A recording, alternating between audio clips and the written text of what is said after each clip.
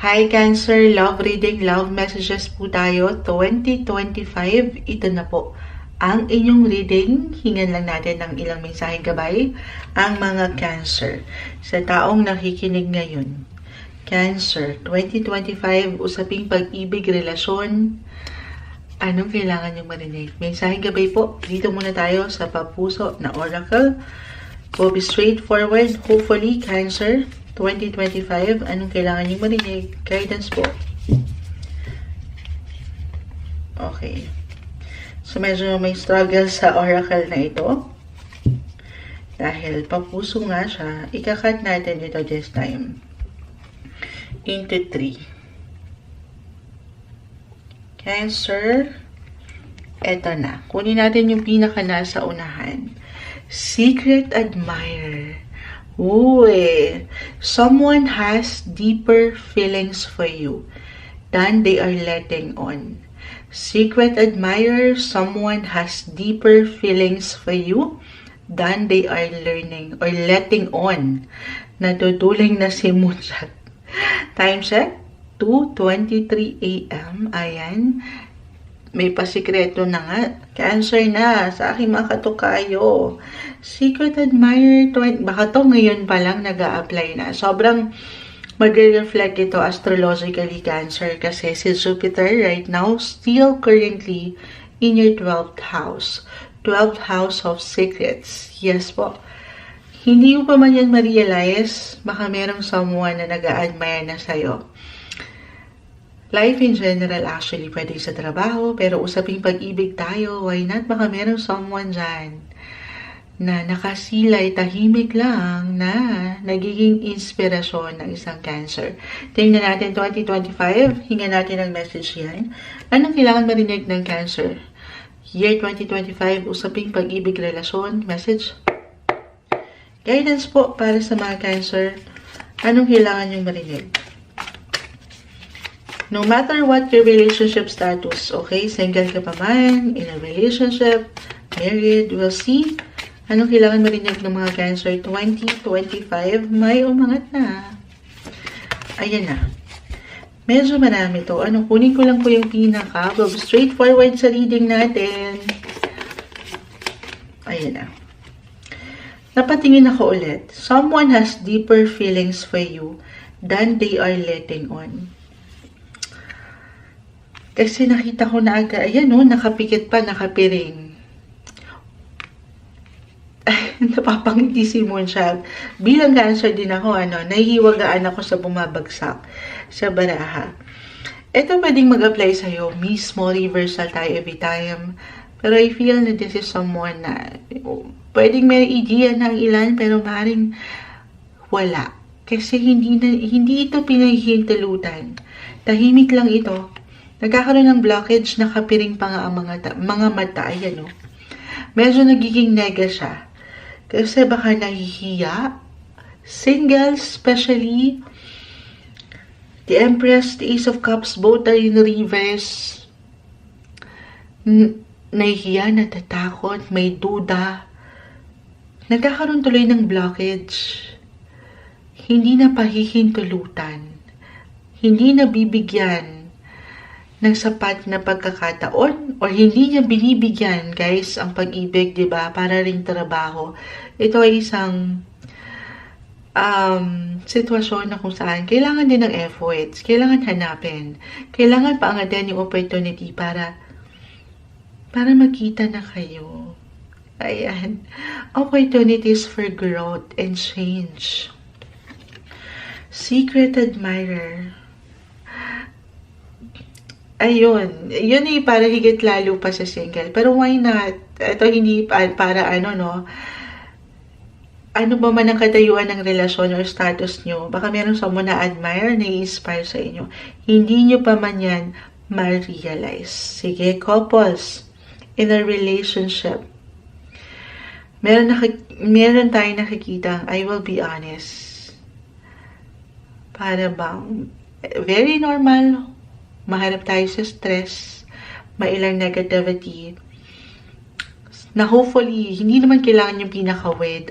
Baka merong hindi nagiging bukas o masyadong nagiging open na isa sa inyo So, maybe, ayun nga, may nagsisikreto.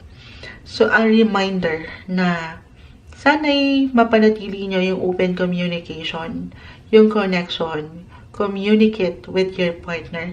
Very important naman talaga yan, sa isang relasyon. Mai-provide nyo pa rin sana yung patuloy na emotional, yung factor, pagdating sa emosyon, kahit sa simpleng pakikipag-usap, yung security dyan. Okay? At dito, kasi parang meron nagkakaroon ng blockage may hindi nagpapahintulot na maging bukas. Parang tahimik lang itong dinadala or kinakaya. So, you have to be open to change, Cancer. Allow yourself to be open. Buksan mo ang iyong mga mata. Single ka pa man in a relationship, maging bukas kayo sa ilang posibilidad dahil napakaganda nung ating nakikita. Alin yun? The Empress, the Ace of Cups. Ay, napapahinga si Moonshot. Kasiyahan, bagong pinto ng oportunidad kung saan kayo higit na pwede pang mag-grow together. Or merong someone, sabi ko nga, it could enter your life unexpectedly, a secret admirer. Kung pahihintulutan lang, baka sa'yo mismo ito mag-apply. Kasi totoo naman yan sa Cancer. Walang mangyayari guys. Dito sa ating little zone, sa ating comfort zone, little shell, ayan.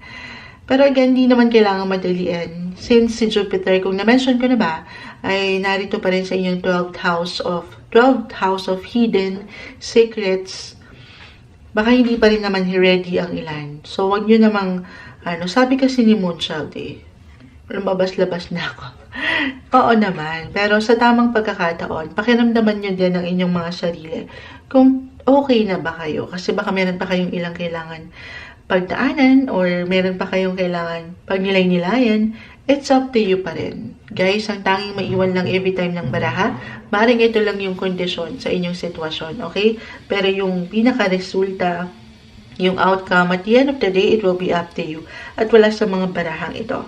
Very important, unang-una na dyan, especially for some couples, na maging bukas kayo. Priority nyo yung open communication. Work on your partnership, lalo kung meron kayong issue or merong ilang stress, tension. At one point lang naman to, okay? Let go.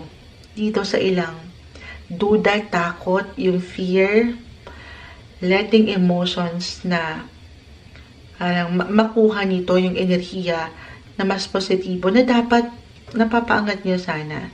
Huwag kayong manatili doon sa isang sitwasyon na parang may nag-hold back sa inyo, parang hindi mapaangat yung pagiging bukas sa kasiyahan, kagandahan, pag-ibig ang umaangat, Cancer. Pero again, kung hindi pa ready, iba-iba tayo sa reality. Do some reflection, self-healing. Baka dumadaan pa kasi kayo ang ilan sa inyo sa proseso ng pagpapahilom ng ilang sugat mula dito sa ilang nakalipas. Okay? Sige, add pa tayo. Guidance para sa mga Cancer. 2025. Ano pa pong kailangan marinig ng mga taong ito? Guidance, Cancer. Ayun na. Saturn. Saturn is the planet of challenge. Discipline. So, definitely, baka merong ilang challenge. Leo. Heart of the Zodiac. Yung energy ni Leo, the lover. Ito yung nami-mention ko, yung fun, yung enjoyment. Deserve nyo maging masaya. Paangatin nyo yung puso nyo nandyan. Okay? Try something new, something different. Maging playful sa approach. Pero hindi kailangan maging flirty or more than that na sobra naman. Hindi. Maging balance pa rin ng walang pagkasobra or pagkakulang. Have fun, guys. Meron tayong nakikita dito pumapasok ang matatawag niyong one and only true love. Yes po. Especially astrologically in the second half of 2025. Lalo pa kung ngayon pa lang, first half of 2025 or right now, by the time na mapakinggan mo ito, dumadaan kayo sa proseso ng healing, maaaring pinaghahanda na kayo ng universe, physically, mentally, emotionally. Kung talagang hindi pa ready, then more on self-care, self-love. Maging buo muna kayo in second half of 2025, guys. Claim na natin ito. yung ilang challenges, yung ilang difficulty na nararamdaman nyo ngayon. Diyan kayo higit na mag-grow, diyan kayo higit na mag-bloom ang inyong mga love life. Yes po, Jupiter will enter your sign Cancer second half of 2025. Diyan may pagbuka ng mga bulaklak. Pagbuka ng bulaklak, diyan kayo higit na magiging masaya at punong-puno ng pagmamahal. Ito yung umaangat na message 2025 para sa inyo, Cancer.